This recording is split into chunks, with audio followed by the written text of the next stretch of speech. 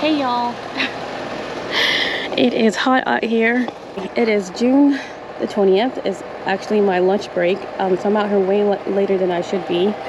But I had a lot of stuff going on this month period. But over the last week, my nephew turned 21 on the 15th, which is when I planned to do the middle of the month tour.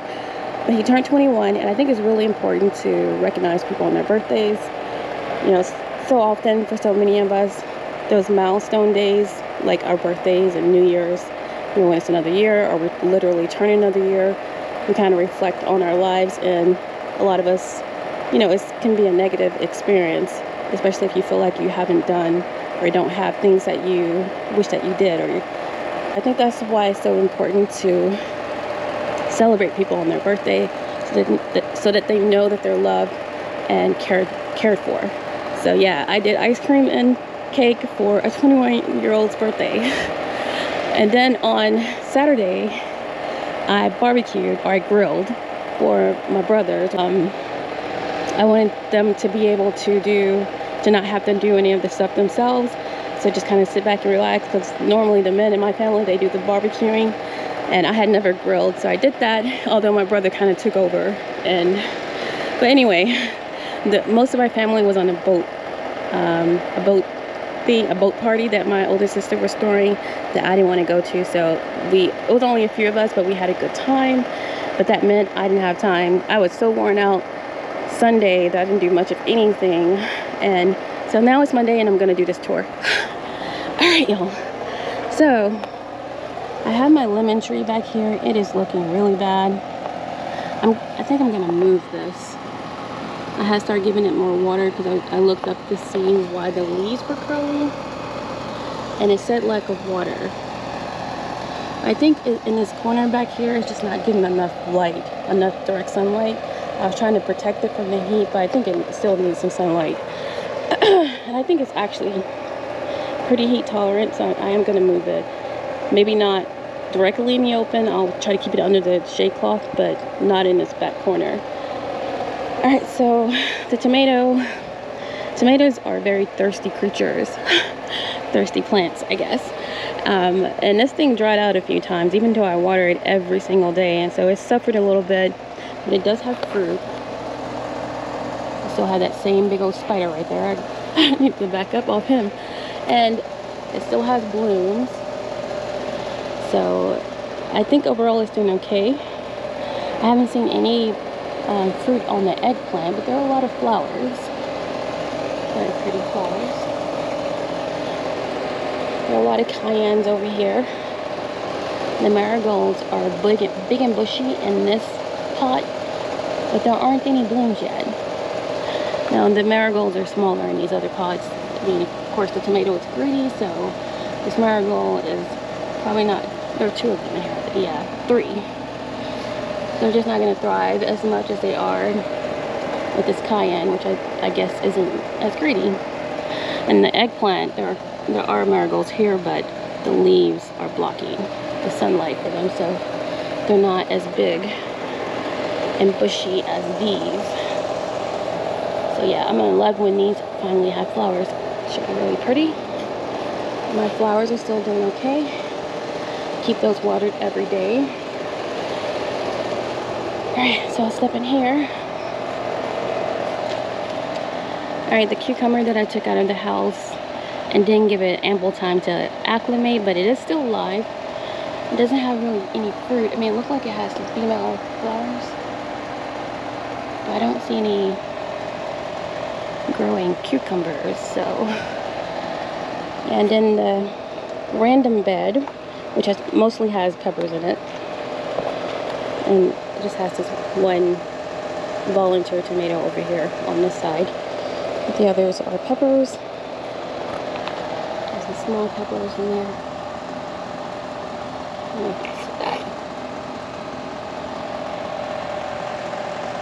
So that green one is still over there. And got much bigger. I don't see anything. Oh, there was some peppers over there. I thought this was a jalapeno, but these aren't jalapenos. Let's see. Yeah, looking like the Jim Nardello. pepper still, which I don't like. The blueberry is still kind of light. The tomatillo is getting bigger. I really wanted to move that before it got too big, but I'm just going to leave it there. It is going to get tall.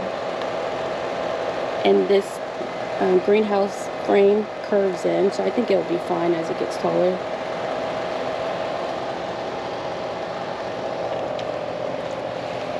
I kind of cleared out this area right here. I had a bunch of pots here. I'll show you where I put them. I had a bunch of pots here, but I think the melon bed is going to spill over onto the ground, even though I'm trying to work it up this trellis. I just think it's going to be way more massive, basing that on how the volunteer watermelons are doing. There are fruit on here. There's always a bumblebee hanging out over here. There are several of them. All day. But yeah, there are some fruit on here I've seen. And little baby fruit. I'll get a close-up if I spot one. I think I'm gonna try to hurry up and get through here. It is burning up hot today. Oh, here's one. This is a cantaloupe. I can't tell if it's pollinated or not, but I'm pretty sure it should have been, because those bumblebees are here every day. Every morning, every time I come out, I see some bumblebees during the daytime. And then I have the little ones over there filling in. So this is going to be a huge, there's going to be a huge patch of melons. The vines, I think they're going to spill over. So in this one container, I have something so far, I believe that's a cucumber. And I'm going to put potatoes in this one. And I'll try to film that. I have some potatoes with little sprouts in my kitchen. So I'm going to try to grow those. I hope this is on the film, the little bumblebee. Cute little bees. Anyway, carrot in the flower bed. The corn is getting taller. I have the corn stalks in the front. I probably didn't space them right. I'm sure I did, and I just put them kind of randomly. These sunflowers, I think those are sunflowers. They look kind of like tomatillos. I hope they aren't. Because if they are, I'm going to snatch those out of here. But hopefully those aren't tomatillos. I'm referring to the ones behind this corn stalk. They look kind of like a tomatillo. And I had a lot of volunteer tomatillos, but they shouldn't have been in this bed.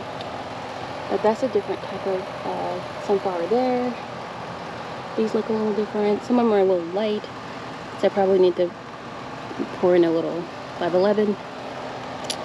But yeah, so it is getting bigger. It took a while, but there's a lot coming up, so I think it's going to be looking pretty good in a month or so as these sunflowers get bigger. Alright, so here's what I added. Oh, here's my grill. So I have and it's a little tiny grill. And so this was a slow process trying to cook on this little thing. But we had some good burgers and hot links. But it was just a long time to do it. But I do want to grow more. Lead Former 73. Right, Lead Former 73 had that challenge to cook outdoors, or just to cook, without electricity. Kind of like a survival test. And so I'm going to do more grilling. Because I have burgers and hot links left. And plus I just want to try, cooking outdoors more. And, cooking without electricity. Alright, so this is the little section that I set up to expand my grow space, because I want to grow more stuff, but I'm running out of space. I have way less than 100, well, not way less, but with these pots, maybe it's like 80 square feet of growing space. So I don't have a lot of grow space, but I decided to move this little section where I have all this black cow. And I have this black cow because so many people were talking about getting manure and mixing it with perlite, and how it was such a great growing medium, but for me that has not been the case. Here's an example of that.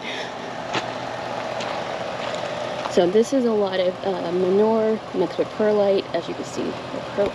And also, I also put potty mix in here too, but this hasn't been watered in a while, but this is how it consistently looked. It got really hard and compact, and when it was wet, it was very muddy and sludgy. So it wasn't good for growing. I do have some stuff that's still growing in it, but I was using it. I potted them before I realized that I have to stop doing this because I guess I'm kind of hard-headed. I get my mindset on something and I just kind of stick to it until I finally have to accept that no, this isn't a good thing. But you know, because people were saying it was a good thing, I was kind of like, oh, I'm gonna keep trying to make this work. But I finally had to accept that no, this is not good because it's not draining well. It was starting to stink because, you know, it was getting, I forgot that word, I forgot what it's called. I'm sure it's not aromatic or something, but anyway, it's when the soil is not drying out and the bacteria start multiplying and you can smell it. So I'm like, this is not good. So it was attracting mosquitoes. So yeah, I definitely had to accept that no, that wasn't a good soil medium mix for me. So I switched back to just potting soil. And I'm using a little bit of the black cow mixed in, and I will still use it as like a mulch every now and again because I've noticed the effect that it has on the plants is better than 511. I mean, it has totally revived some plants, especially my flowers that look like they were on their last leg. I sprinkle a little black cow on top, and a few days later and they're back in bloom. So I know that the black cow is beneficial, but in this case of mixing it like 50-50 with perlite or with potty mix, it's just too much of a good thing.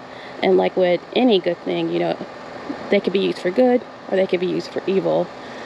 So I'm not saying it's evil, but it's definitely bad for me to use too much black cow mixed into the soil. Anyway, so in this section I have some ground cherries in the back here. I think these are ground cherries, but mostly it is cucumbers. This is a Bollinger tomato, the jelly bean tomato, and these are different varieties of cucumbers. The rest, and some okra. I also have okra mixed in somewhere. I don't know which is which. I lost track because I moved all this stuff at night, and I put this little thin tool here to offer a little bit of sun protection, although this area only gets the morning sunlight. It's still hot. I'm sure it's like at least 95 right now. The high today is probably going to be about 100, and for the next 2 weeks we're still going to be around 100, if not over 100 most days, at least 100 plus most days. So yeah, it's hot, but these did spend a day out without the tool and they did fine. But I decided to go ahead and just add just one layer of the tool. I think that's the equivalent about a 20% shade cloth, just because when the 2 layers look similar to the 40%. So, which I have 40% on the flower bed and then on the larger greenhouse over here. All right, so moving along, my volunteer tomato plant, and here it died. I knew it was going to start dying last week. I decided to leave it because I was going to do the tour. I planned to do the tour last Wednesday, but here we are on Monday, and it's definitely in even worse condition, undeniably dead. So I will be removing that later. These cucumbers are still kind of doing the same. I couldn't get them to crawl up this trellis, but they are a little greener. I gave them some 511 last week. I'll give them some more this week. And because at first I was going to remove these because they look so bad and the leaves are so light, but I did get one cucumber out of here. So I'm going to give it a little bit longer, but eventually I will replace it, and I'll probably put another plant species. So not cucumbers in here, probably like tomatoes or something, just because, you know, if any kind of pests were attracted to the cucumbers, I don't want them to be ready and waiting for any new cucumbers. So I'll put like tomatoes in here, or peppers or something. All right, so this is a little bit of the change. Since I moved that, this little thing with the black cow, I did have this over here with the strawberries on top. So I decided to move this. Let me back up. I do have the oregano still. I accidentally watered it with some hot water that was left in the hose, and that was the day before yesterday, and it isn't completely dead. It's been having blooms, or I guess going to seed for a while, because I guess it's because of the heat, but it's still alive. Anyway, these flowers are still looking really nice here too. And these again, I water every single day. So the oregano is looking, like it's maybe at the end of its life. I'm not sure. I've never had oregano before, and this was a store-bought plant. So yeah. Anyway, going on to the strawberries.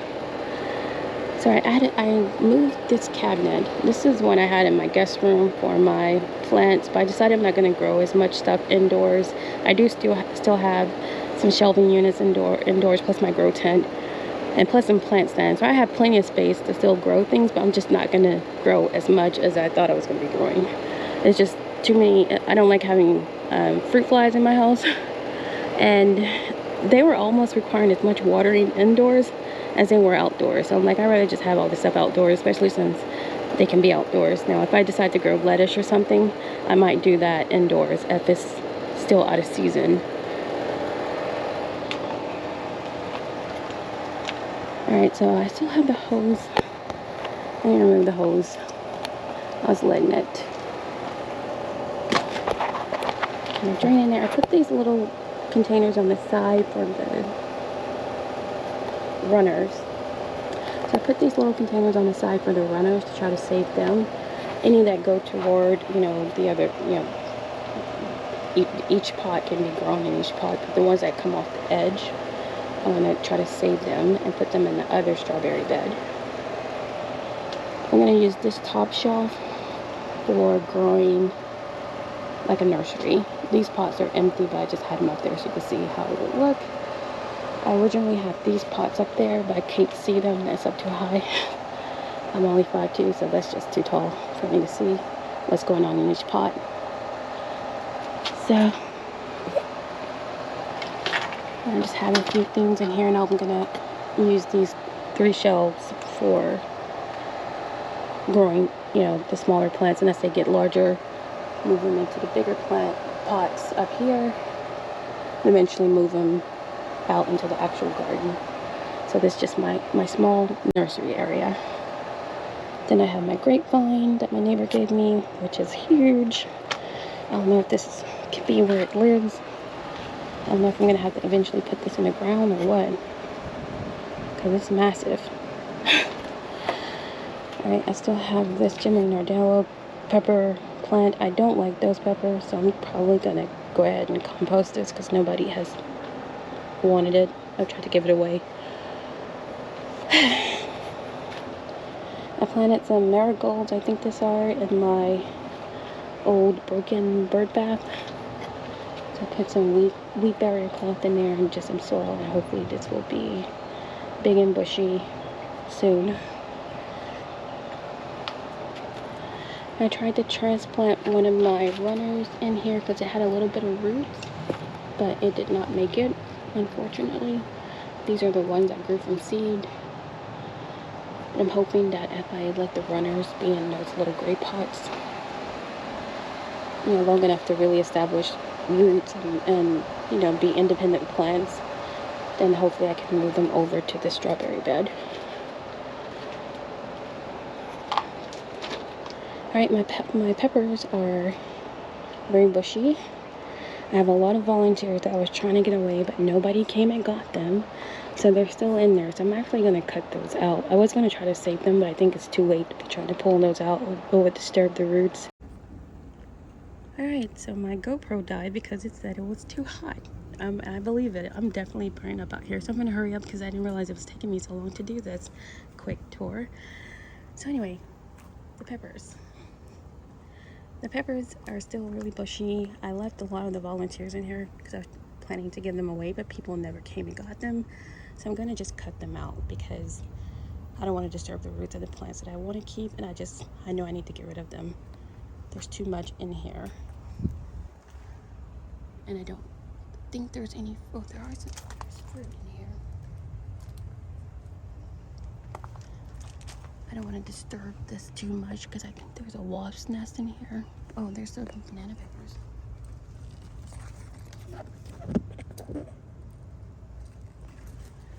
Anyway, I think there's a wasp's nest, and I've already been stung by 2 wasps this month. Fortunately, I don't react to their bites. I mean, it hurts, but I don't itch or anything, and the swelling, it doesn't last more than, like, really, it doesn't even happen if I take an allergy pill. But I still don't like being stung by wasps because it's, you know, they hurt. If you've ever had one, I mean, it feels like I got stung in my thumb on Saturday, and it felt like my thumb got cut off. Oh, a bumblebee. They're so cute. And there's a melon.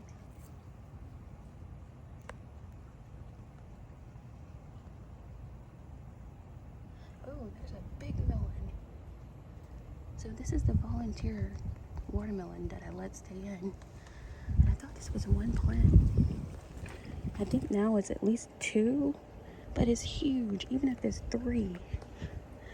I have like 10 of them in the melon bed, so if 3 of them is this big, that's why I said I think it's gonna spill over. But yeah. Okay, there's a wasp. I don't know what this wasp be hanging around for. Dude, better get away.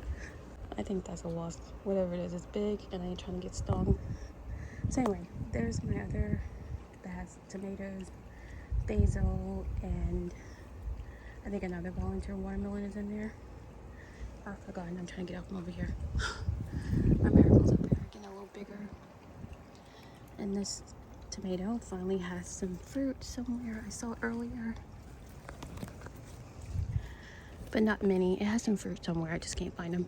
But I'm getting off from by these wasps.